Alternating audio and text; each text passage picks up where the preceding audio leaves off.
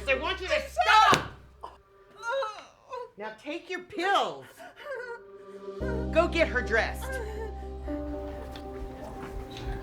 I just walked by room 22 and saw Joyce slap the resident in her face and take away her call button. That's not good. I think she's out of line. You should report this. You mean like tattle on her? There should be an SOC 341. Every place I've worked at has them. Here it is. Remember this? Looks familiar. Remind me again? SOC 341 is for mandated reporting. You know what mandated means? It means you must. You need to fill this out and report this. You have 24 hours. If there's a question in your mind about whether to report it, you need to report it. That's what my instructor said. But she could fire me. She's been here longer. You're legally protected. In fact, you'll get in trouble if you don't report it. Let me ask you a question. You have a grandmother? Yes. If it were her, would you want this to go on? No. Welfare and Institution Code Section 1530 makes failure to report a crime. It could be a simple slap, punch, or even aggressive yelling. It also includes more serious crimes like rape, grand theft, and even manslaughter. But mandated reporting also includes offenses that you might not consider criminal. If a patient is being over-medicated so they can't wander around or be a bother, that is called chemical restraint. You are mandated to report that. She was in post-acute care, which means she was in this facility to get better. She seemed to get less and less conscious every time we visited, which we did a lot. On January 1st, I went in there, and she was completely unconscious. Her arm was hooked over the wheelchair's handle like this, and she had an completely uneaten lunch right in front of her, and she was just unconscious.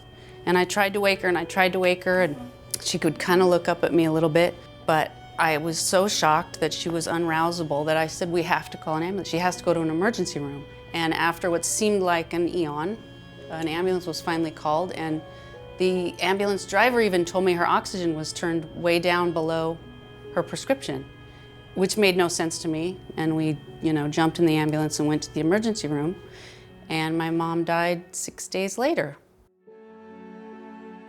But you just don't chemically restrain somebody just to shut them up. Just arbitrarily go in there, give them an injection of something or a pill of something just to calm them down. That's not right. That's a form of abuse, that's a form of restraint, and that needs to be reported. What must be reported is any type of abuse. It can be physical, it can be mental, it could be sexual, it could be neglect, it could be isolation.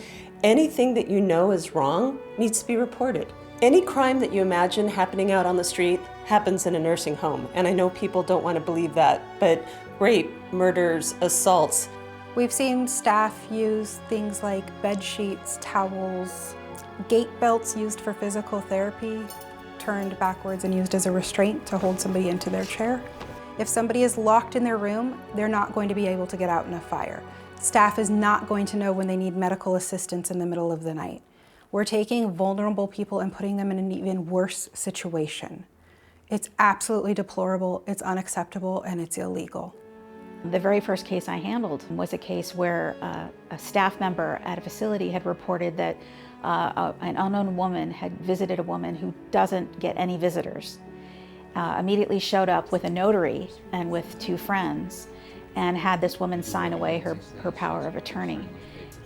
And it was all brought to light because of one nurse who did the right thing and called us and said, something doesn't seem right here, because this woman doesn't even know her grandson's name, and yet she's receiving visitors that we've never seen before, and she's signing paperwork when she does no business signing paperwork. And that's all we needed to be able to go in and try and see if there was something wrong. Our office worked a case where an individual who was diagnosed with dementia was in a long-term care facility, and while changing and providing personal care, a CNA took video of him naked from the waist down and posted that video to social media. Another caregiver could be heard in the video asking if they were going to delete the video, so that the caregiver had knowledge that a video was taken and didn't stop it and did not report it. The post appeared strictly to humiliate and demean the individual as just an opportunity to laugh at them for being vulnerable and weak. A certified nursing assistant noticed that there were rats in the facility where he was working and actually saw one of the rats in the bed of the patient. So anything unusual like that you know just in your heart stands out as something that isn't right is something that you really should report to the authorities. If you are working in a long-term care facility, whether you're the administrator, the housekeeper, the janitor, the nurse, you are responsible for mandated reporting. SOC 341 is the form that the state of California produces, and it's basically a fill in the blank. You put your name, you put where you work, and you put what happened that makes you think that there is something bad going on. So reporting abuse is required by law. And when you fill out this form and you submit it to the proper authorities, that's your documentation that you reported it in a timely manner. And the more information included on an SOC form, the better. Neglect is another reportable crime. If you know that a patient is being neglected, has ulcers or sores that aren't being treated, if they are openly in pain and no one is helping them, or that they are very sick and not being taken to the hospital, all are reportable offenses.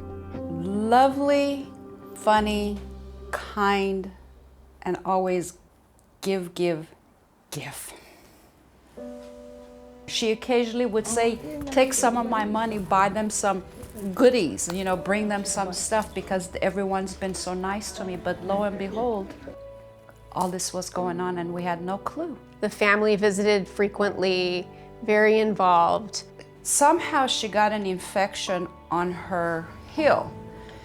And we knew that, but we also knew that they were taking care of all of that, changing the wound and putting medication and all that stuff. No one told us that was going on. Gangrene buildup, infection buildup, until the doctor, we called him and he's the one who said, no, this needs to be taken care of like a week ago. It was so bad that they insisted that the facility transfer their mom to the hospital. Her foot was gangrenous. They had to remove a portion of her foot. If they had told us, we would have been on top of it. She's my mom. When the wound became gangrenous and odorous, that would have been the time to contact the doctor to look at, was hospitalization necessary? Because no one reported this medical neglect, Karina's mom died. I had hoped that she would wake up. But she never did, so. If the people that are there, that are the eyes and the ears for the patients, the workers, if they don't report it, we don't know the crimes occur. And a lot of times the victims either can't tell us or are too scared to tell us. Pretend that that's your mom or your sister, your dad, your uncle. You see something going on, something is wrong. Just say something about it.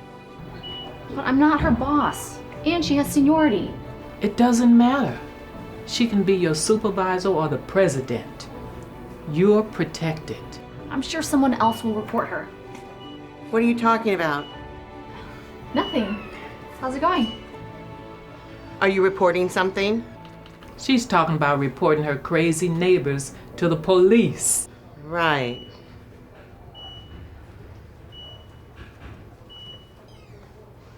You need to get Mr. Andrews back in his room. That was awkward. Thanks, Lila. Nice save. But if it's discovered you knew this was happening and didn't report it, you could be in trouble.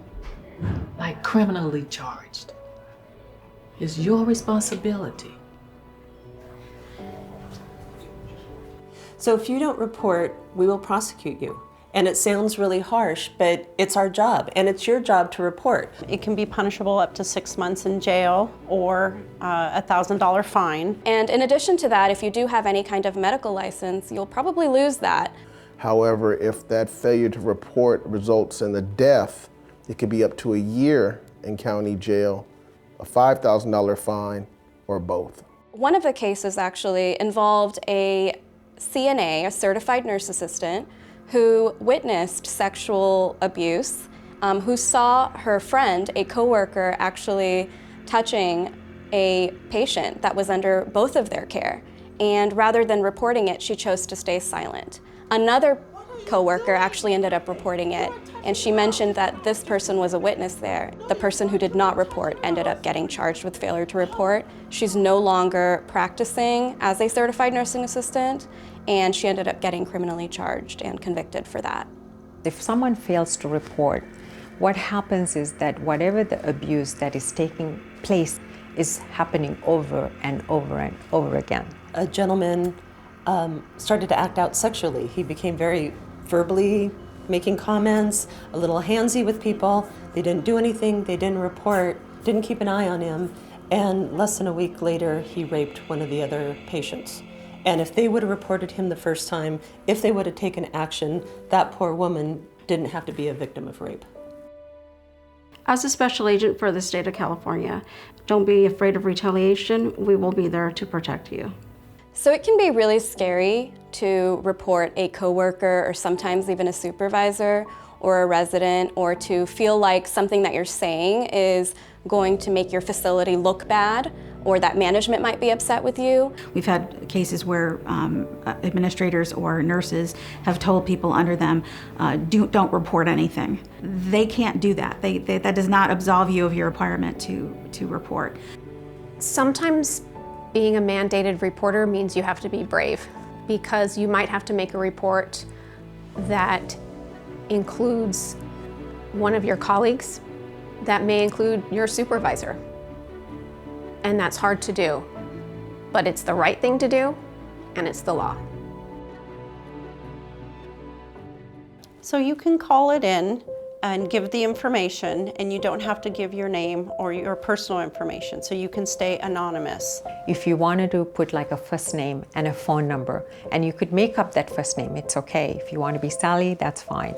So I could call Sally, and they'd get additional information regarding that incident that only Sally might know. If you have any suspicion or you don't know if it is abuse, just report it. We rely on your eyes and ears. You do not need to investigate it. If you see something and you're not really sure what you saw is really abuse, but it didn't fit right with you. It's better to be safe than sorry. It's not your duty to debate it within yourself or to debate it with another employee. If you see something, your responsibility is to report it.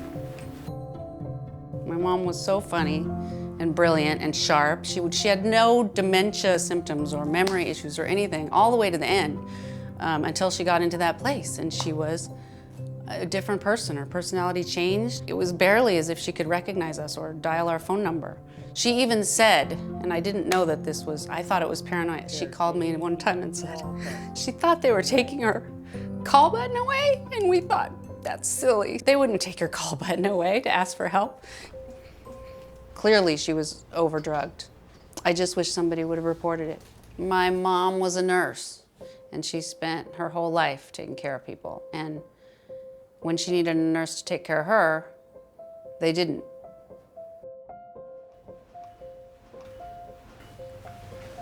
I haven't convinced you? I'm gonna fill it out now. Good girl. Your grandma would be proud. I'll keep an eye on things. We can fill it out together. If you have a question, I might be able to answer it for you. That would be great. Pretend it's your mother. There are night shift people, day shift people, nurses, assistants. They're all in there all the time. They know what's going on. Share anything that you see, show concern. You know, you feel like a janitor sometimes, you feel like a babysitter, but it's a sacred position. The families are trusting you. They need you to report, even if it feels risky to you. Tienes que reportar. If you have any doubt whether you should report, report. Es urgente que usted reporte. If you see something, please report it. You must report. Report. You must report. Report. You must report. Report. Report. Report. Please report. You could save a life. Report. It's the law.